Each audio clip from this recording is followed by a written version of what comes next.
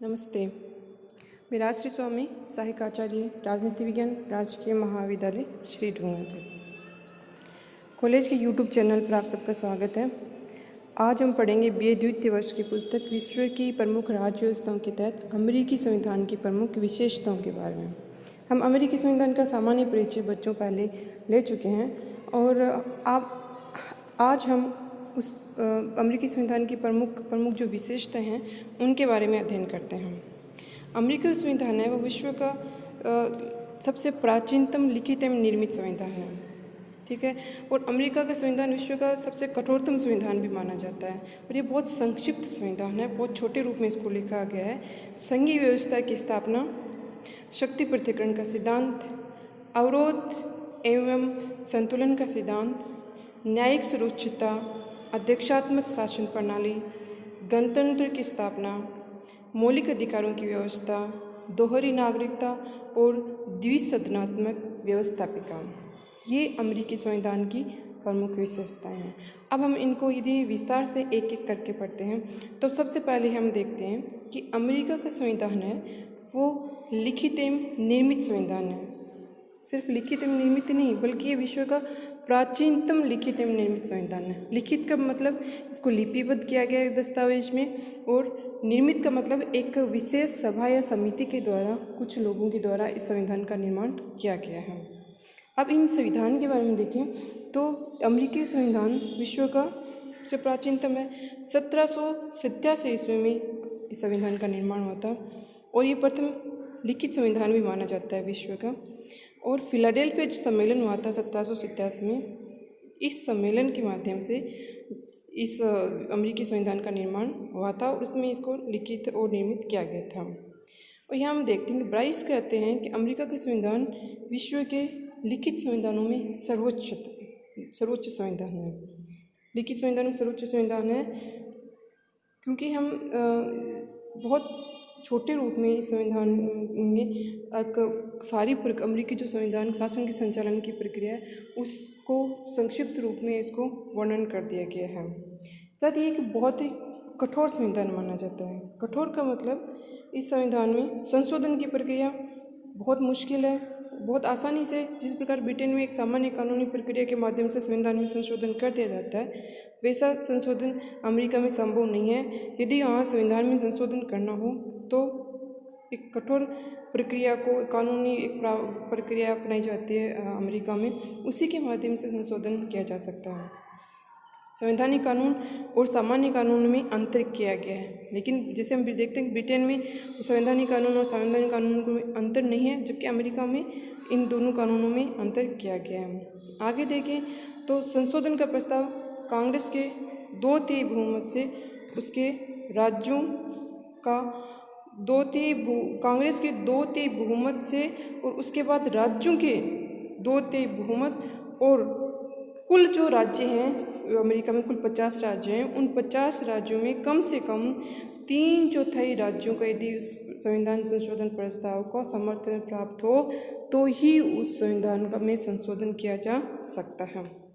तो इस प्रकार हम देखते हैं कि अमेरिका में संविधान संशोधन की प्रक्रिया बहुत कठिन है। इसी कारण आज अमेरिका में जो संविधान को बने हुए 222 वर्ष हो चुके हैं, लेकिन सिर्फ 27 संविधान में संशोधन हुए हैं। संक्षिप्त है, इसमें सिर्फ 40 पेज है अमेरिकी संविधान में और 7 अनुच्छेद हैं, और इन 40 पेज और 7 अनुच्छेदों में ही संपूर्ण संविधान का वर्णन सूत्रों के माध्यम से बहुत संक्षिप्त रूप में इनका वर्णन किया गया है।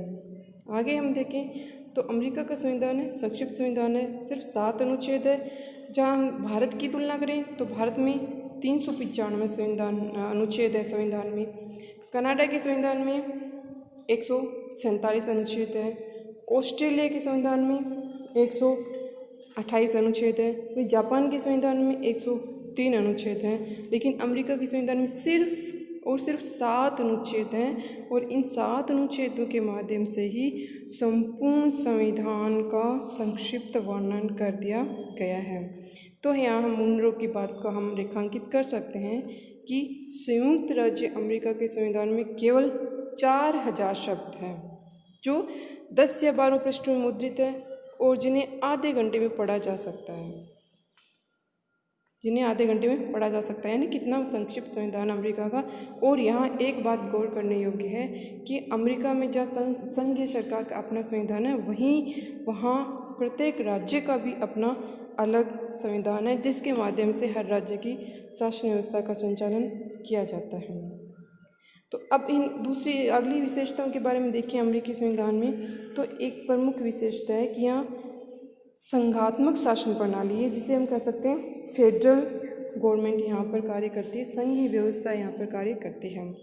और संघात्मक शासन व्यवस्था की मुख्यतः 3 विशेषताएं होती हैं। हम जैसे जानते हैं हमारे देश में भी संघात्मक शासन व्यवस्था है, तो संघात्मक शासन व्यवस्था की 3 प्रमुख विशेषताएं होती है। सबसे पहला तो संविधान लिखित संविधान है, दूसरा शक्तियों का विभाजन है, और तीसरा स्वतंत्र और निष्पक्ष कार्यपालिका है।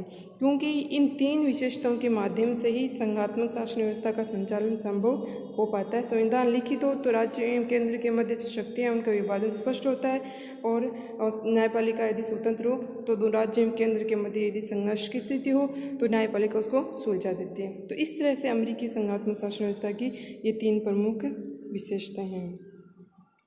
और संघीय व्यवस्था का मूल लक्षण हम देखें, केंद्र एवं राज्यों के बीच शक्तियों का विभाजन है। संविधान में केंद्र की शक्तियाँ लिख दी गई हैं और अवशिष्ट शक्तियाँ भी राज्यों के पास है। हमारे देश से तुलना करें तो हमारे देश में अवशिष्ट शक्तियाँ जो है केंद्र के पास है, क्योंकि हमने संघ को अधिक मजबूत रखा है राज्यों के बजाय। जबकि चूँकि अमेरिका में राज्यों ने मिलकर संघ का निर्माण किया था, इसलिए राज्यों ने अवशिष्ट शक्तियों को अपने पास रखा, और जब भारत में अवशिष्ट शक्तियाँ केंद्र को सौंपी गई है। अब दोनों के मध्य विवाद होने पर उनका न्यायालय द्वारा निपटारा किया जाता है, और ये जो संघात्मक शासन व्यवस्था है वो सुचारू रूप से अमेरिका में आज इतने 222 वर्षों से लगातार संचालित हो रही है। अगली विशेषताएं देखें अमेरिकी संविधान की, तो वह शक्ति का पृथक्करण। शक्ति पृथक्करण कॉन्सेप्ट को हम समझें तो ये जो कॉन्सेप्ट सबसे पहले आया था ब्रिटेन में जॉन लॉक के द्वारा इसको लाया गया था। यानी कि इसकी शुरुआत इंग्लैंड से हुई थी। जो फ्रांस के तो विद्वान थे मॉन्टेस्क्यू, वो इंग्लैंड गए और उन्होंने वो इस व्यवस्था से, इस सिद्धांत से वो बहुत प्रभावित हुए। तो आगे चलकर उन्होंने इस पर कार्य किया और उन्होंने शक्ति पृथक्करण का सिद्धांत मॉन्टेस्क्यू का भी माना जाता है। मॉन्टेस्क्यू के अनुसार यदि कार्यपालिका, व्यवस्थापिका और न्यायपालिका की शक्तियों का संकेंद्रण किया जाए तो व्यक्ति की स्वतंत्रता नष्ट हो जाती है। यानी तीनों संस्थाओं में से किसी एक संस्था के पास यदि शक्तियाँ केंद्रित हो जाए तो वो एक संस्था है वो अपने आप में स्वेच्छाचारी हो जाती है, निरंकुश हो जाते हैं। इसलिए वो शक्ति पृथक्करण के सिद्धांत के समर्थक थे, ताकि शक्तियों का तीनों इकाइयों के मध्य विभाजन हो और कोई भी एक जो इकाई है, एक संस्था है, वो अपने आप में निरंकुश न हो सके। तो शक्ति पृथक्करण का सिद्धांत अमेरिकी संविधान की भी एक प्रमुख विशेषता बन गया है। इसके तहत अमेरिका में जो तीनों संस्थाएं हैं उनको पृथक पृथक शक्तियाँ सौंपी गई है। अमेरिका के जो राष्ट्रपति है, जो वहाँ की जो राष्ट्रपति प्रधान कार्यपालिका है, उसको वो सारी शक्तियाँ राष्ट्रपति के पास है, अर्थात कार्यपालिका शक्तियों का केंद्र राष्ट्रपति के पास है। कानून निर्माण का कार्य कांग्रेस का और न्याय का कार्य सर्वोच्च न्यायालय का है, और उसके अधीन जो अन्य न्यायालय आते हैं वो न्याय का कार्य करते हैं। और अमेरिकी संविधान के बारे में जो उनके एक संविधान निर्माता थे उन जेफरसन, जॉर्ज वॉशिंगटन और मेडिसन, तो उनमें जो एक प्रमुख संविधान निर्माता थे मेडिसन, उन्होंने कहा है कि शक्तियों का संग्रहण व संकेंद्रण चाहे एक हाथ में हो, कुछ के हाथ में हो या भूतों के हाथ में हो, चाहे वे पैतृक हो या मनोनीत हो या निर्वाचित हो, हमेशा अत्याचार तंत्र का ही काम करता है। यानी कि शक्तियों का यदि संकेंद्रण हो गया, चाहे वो किसी समूह के पास हो, चाहे किसी संस्था के पास हो या चाहे एक व्यक्ति के पास हो, तो वो संस्था या समूह या व्यक्ति हमेशा अत्याचार का कार्य करेगा और वहाँ व्यक्ति की स्वतंत्रता का हमेशा हनन होएगा। तो इसी संदर्भ में अमेरिका में शक्तियों का विभाजन किया गया है, जिसमें जो शासन के तीनों अंग हैं, कार्यपालिका, विधानसभा तथा न्यायपालिका, वो तीनों एक दूसरे से पृथक रह कर भी एक दूसरे की शक्ति को नियंत्रित करते हैं। जैसे अमेरिकी संविधान द्वारा कार्यपालिका, व्यवस्थापिका और न्यायपालिका को शक्तियों को इस प्रकार नियंत्रित किया गया है कि वो एक दूसरे के साथ संतुलन से कार्य करते हैं। इस डायग्राम के माध्यम से हम देख सकते हैं कि किस तरह से तीनों अलग अलग अंग होते हुए भी एक दूसरे से वो जुड़े हुए रहते हैं, क्योंकि शक्ति पृथक्करण के सिद्धांत के माध्यम से जो तीनों अंग हैं वो अपने अपने कार्यों को श्रेष्ठता से करने की कोशिश करते हैं। संविधान का प्रमुख लक्षण न्यायिक सर्वोच्चता है, स्वतंत्र निष्पक्ष न्यायपालिका की स्थापना की गई है। ठीक है, और स्वतंत्र निष्पक्ष न्यायपालिका है वो अब संविधान की समीक्षा करती है, संविधान की व्याख्या करती है, साथ ही केंद्र एवं राज्यों के मध्य यदि कोई विवाद हो तो उन विवादों का निपटारा करती है, और साथ ही हम ये देखें हैं कि विधि की उचित प्रक्रिया को अमेरिका में अपनाया गया है। प्रोसेस जो प्रक्रिया है उसको अपनाया गया है, और न्यायिक समीक्षा का कार्य भी न्यायपालिका का ही रखा गया है। तो इस प्रकार अमेरिका में न्यायिक जो विधि अमेरिकी संविधान में न्यायिक संतुलन का कार्य किया गया है। इसके तहत शासन के तीनों अंग हैं वो अपने अपने कार्य करते हुए भी एक दूसरे पर नियंत्रण रखते हैं, क्योंकि जब विधानसभा नियम बनाती है तो उन विधानसभा के नियमों पर वीटो के माध्यम से कांग्रेस जब भी कोई कानून बनाती है तो वीटो के माध्यम से उस कानून पर राष्ट्रपति नियंत्रित कर सकता है। और राष्ट्रपति जब कोई कानून बनाता है तो जब भी जैसे कि किसी दूसरे देश के साथ किसी प्रकार कोई संधि की है और या फिर कोई विशेष प्रस्ताव अमेरिकी राष्ट्रपति लेके उसको लागू करना चाहते हैं तो उनको लागू करने से पहले उसे कांग्रेस की अनुमति लेनी पड़ती है। तो इस तरह से राष्ट्रपति पर कांग्रेस नियंत्रण रखती है, और जब इन दोनों के कांग्रेस और राष्ट्रपति के द्वारा कोई भी नियम कानून या विधान पारित किया जाता है तो वो न्यायिक पुनरीक्षण के माध्यम से न्यायपालिका के द्वारा उनकी समीक्षा की जाती है, और यदि न्यायपालिका को लगता है कि उनके न्यायिक संविधान के नियमों के अनुरूप नहीं है तो न्यायपालिका उन्हें अवैध घोषित कर सकती है। इस प्रकार नियंत्रण एवं संतुलन का सिद्धांत अमेरिकी संविधान में रखा गया है, जिसमें शासन के तीनों अंग एक दूसरे से पृथक और स्वतंत्र कार्य करते हुए भी एक दूसरे को नियंत्रित रखती है। ये अमेरिकी संविधान की एक विशिष्ट व्यवस्था है। शक्ति पृथक्करण के साथ साथ नियंत्रण एवं संतुलन का सिद्धांत वहाँ पर अपनाया गया है। आगे हम देखें कि न्यायिक सुरक्षिता रखी गई है, जिसमें न्यायपालिका को सर्वोच्च शक्तियाँ दी जाती हैं संविधान की समीक्षा करने की। अगली विशेषता अमेरिकी संविधान की कि यहाँ पर अध्यक्षात्मक शासन प्रणाली है। अध्यक्षात्मक शासन प्रणाली के तात्पर्य कि जो राष्ट्र के अध्यक्ष हैं वहाँ वो राष्ट्रपति के रूप में कार्य करता है। ब्रिटेन की हम देखें तो वहाँ संसदीय शासन व्यवस्था है, जहाँ संसद सर्वोच्च होती है और व्यवस्थापिका के माध्यम से कार्यपालिका का चयन किया जाता है। और अध्यक्षात्मक शासन व्यवस्था में राष्ट्रपति है वो व्यवस्थापिका या संसद के प्रति उत्तरदायी नहीं होता है, उसका निर्वाचन जनता के द्वारा प्रत्यक्ष या अप्रत्यक्ष रूप से सीधा ही किया जाता है। तो ब्रिटेन में जहाँ संसदीय शासन व्यवस्था है वहाँ संसद सर्वोच्च है, वहीं अमेरिका अध्यक्षात्मक शासन व्यवस्था का प्रतिनिधित्व करता है, क्योंकि वहाँ पर राष्ट्रपति है वो उसमें सर्वोच्च शक्ति कार्यपालिका शक्ति राष्ट्रपति में निहित है। और इसलिए अध्यक्षात्मक शासन प्रणाली का जनक भी अमेरिका को ही माना जाता है, और कार्यपालिका का प्रमुख राष्ट्रपति होता है। कार्यकाल की बात करें तो अमेरिकी राष्ट्रपति का कार्यकाल 4 वर्ष का होता है। ठीक है, और कार्यपालिका और व्यवस्थापिका के प्रति जो कार्यपालिका है वो संसदीय व्यवस्थापिका के प्रति उत्तरदायी नहीं होती, और जो मंत्रियों की नियुक्ति की जाती है राष्ट्रपति के द्वारा वो राष्ट्रपति अपने व्यक्तिगत पसंद के आधार पर अपने व्यक्तियों की व्यक्तिगत योग्यता के आधार पर मंत्रियों की नियुक्ति करता है। और वो मंत्री जो है अमेरिकी राष्ट्रपति के द्वारा निर्वाचित किए जाते हैं वो संसद के प्रति उत्तरदायी नहीं होते हैं। इसलिए अमेरिका में सामान्यतः जो मंत्री होते हैं उनको मंत्री नहीं कहा जाता बल्कि सेक्रेटरी कहा जाता है, जो राष्ट्रपति की सेक्रेटरी के रूप में कहा जाता है। जैसे होम सेक्रेटरी है, फॉरेन सेक्रेटरी है। इस तरह से अमेरिका के जो मंत्रिमंडल के सदस्य होते हैं वो संसद के प्रति उत्तरदायी नहीं होते बल्कि राष्ट्रपति के पसंद के आधार पर उनकी नियुक्ति की जाती है। ठीक है, और राष्ट्रपति और उनका मंत्रिमंडल कांग्रेस के सदस्य नहीं होते हैं। राष्ट्रपति कार्यपालिका के प्रति उत्तरदायी नहीं होते हैं क्योंकि उनका निर्वाचन भी व्यवस्थापिका क्योंकि राष्ट्रपति व्यवस्थापिका के प्रति उत्तरदायी नहीं होता है क्योंकि उसका निर्वाचन व्यवस्थापिका के माध्यम से नहीं किया जाता बल्कि उसका निर्वाचन किया जाता है जनता के द्वारा अप्रत्यक्ष रूप से। कांग्रेस सरकार के विरुद्ध अविश्वास प्रस्ताव भी पारित नहीं कर सकती क्योंकि अविश्वास प्रस्ताव, क्योंकि सरकार को वहाँ कांग्रेस के में विश्वास मत भी हासिल नहीं करना होता है, इसलिए वो अविश्वास प्रस्ताव भी वहाँ पास नहीं कर पाती। सामान्य शब्दों में हम समझने की कोशिश करें तो अमेरिका में अध्यक्षात्मक शासन व्यवस्था है और राष्ट्रपति जनता के माध्यम से अप्रत्यक्ष रूप से निर्वाचित होके आता है। अप्रत्यक्ष इसलिए कहते हैं क्योंकि वहाँ एक निर्वाचन मंडल होता है राष्ट्रपति के चयन के लिए, और निर्वाचन मंडल के माध्यम से ही राष्ट्रपति का चयन होता है।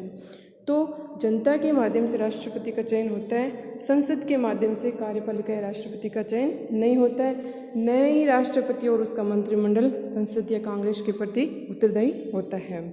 इसलिए संसद में चूँकि उनको विश्वास प्रस्ताव हासिल नहीं करना पड़ता कांग्रेस में, हम यह समझ लें कि जो संसद है, पार्लियामेंट है, जिसे ब्रिटेन में, जिसे भारत में जिसे पार्लियामेंट कहते हैं, उसी तरह उसे अमेरिका में कांग्रेस कहते हैं। तो चूँकि राष्ट्रपति को या कार्यपालिका को कांग्रेस में अपना बहुमत सिद्ध विश्वास मत हासिल नहीं करना होता है, इसलिए अविश्वास प्रस्ताव भी व्यवस्थापिका जो है कांग्रेस जो है वो कार्यपालिका के खिलाफ पारित नहीं कर सकते हैं। आगे की अन्य विशेषता के देखें कि अमेरिकी संविधान में गणतंत्र की स्थापना की गई है। गणतंत्र का सामान्य अर्थ आप सब जानते होंगे। गणतंत्र का तात्पर्य है कि सामान्य शब्दों में हम गणतंत्र को समझें तो गणतंत्र का मतलब होता है कि जो राष्ट्र का अध्यक्ष है वो वंशानुगत ना होकर या वंशानुगत न होकर जनता के द्वारा प्रत्यक्ष या अप्रत्यक्ष रूप से निर्वाचित होता है। तो इस तरह से अमेरिका का जो प्रधान कार्यपालिका है, जो राष्ट्रपति है, वो वंशानुगत नहीं होता वरन जनता के द्वारा अप्रत्यक्ष रूप से निर्वाचित होता है। इसलिए अमेरिका में गणतंत्रीय शासन व्यवस्था है। हमारे देश में भी गणतंत्रीय शासन व्यवस्था है क्योंकि हमारे देश में राष्ट्रपति का निर्वाचन अप्रत्यक्ष रूप से होता है। ब्रिटेन एक लोकतांत्रिक देश होते हुए भी गणतंत्र नहीं है क्योंकि वहाँ का जो राष्ट्राध्यक्ष है वो राजा है और राजा वंशानुगत नियुक्त होता है, उसके जनता के द्वारा चयन नहीं किया जाता। जो इस तरह से अमेरिका में गणतंत्र की स्थापना की गई है। ठीक है। अब संयुक्त राज्य अमेरिका में संघ का अध्यक्ष राष्ट्रपति जो है संघ का अध्यक्ष कहलाता है और वो जनता के द्वारा निर्वाचित निर्वाचन मंडल के सदस्यों के द्वारा चुना जाता है। ठीक है, आई बात समझ में। आगे हम बढ़ें तो देखते हैं संविधान का अनुच्छेद 4 क्या कहता है कि संयुक्त राज्य की संघीय सरकार इस संघ के प्रत्येक राज्य में गणतंत्र सरकार की स्थापना की गारंटी देती है। यानी कि जिस तरह से केंद्र में गणतंत्र की स्थापना की गई है उसी तरह से राज्यों में भी जो गवर्नर होते हैं, राज्यों के अध्यक्ष जो गवर्नर होते हैं, उनकी नियुक्ति भी जनता के द्वारा चयन के माध्यम से की जाती है। इसलिए राज्यों में भी गणतंत्र की व्यवस्था है, जिस तरह से संघीय स्तर पर गणतंत्र की व्यवस्था की गई है। अगली व्यवस्था है अमेरिकी संविधान की दोहरी नागरिकता। संघात्मक व्यवस्था के साथ दोहरी नागरिकता। संघात्मक शासन व्यवस्था में केंद्र एवं राज्यों के मध्य शक्तियों का बंटवारा होता है और शक्तियों के बंटवारे के साथ साथ अमेरिका में नागरिकता भी नागरिकों को दोहरी दी गई है। यानी कि प्रत्येक व्यक्ति के पास 2 नागरिकता होती है। पहले वो एक संयुक्त राज्य अमेरिका का नागरिक है और दूसरा उस राज्य की नागरिकता उसे प्राप्त होती है जिसमें वह निवास करता है। ठीक है। आगे अमेरिकी संविधान की विशेषता के बारे में हम देखते हैं कि यहाँ मूल अधिकारों की व्यवस्था की गई है। अमेरिकी संविधान में मूल जो अधिकार है वो उनके जो मूल रूप से जब लिखा गया था संविधान उसमें उसका उल्लेख नहीं है, बल्कि प्रथम जो संविधान संशोधन किए गए थे 10, उनमें 1791 में मूल अधिकारों को अपनाया गया है।